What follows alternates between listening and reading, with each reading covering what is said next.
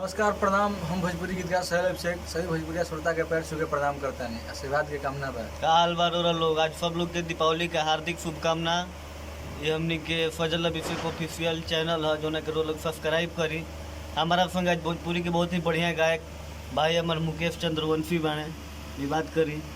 प्रणाम, हम गायक मुकेश चंद्रवंशी। इनकर एगो गीत लिखले रहे जा रहा लोग बड़ी प्यार दुलार दिले रहे कि उठवा के ललिया चाटे द बलम तनी गलिया काटे द। वो गाना के आप लोग जैसे सुननी और बढ़िया बढ़िया गाना भाई के आवता मुकेश चंद्रवंशी के।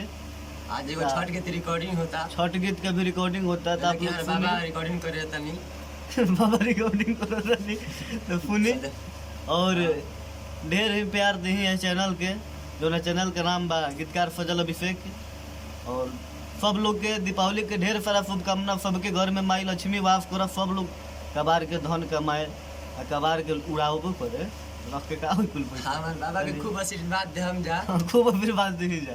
चलिए जय भोजपुरी, जय भोजपुरी। जय माई लक्ष्मी।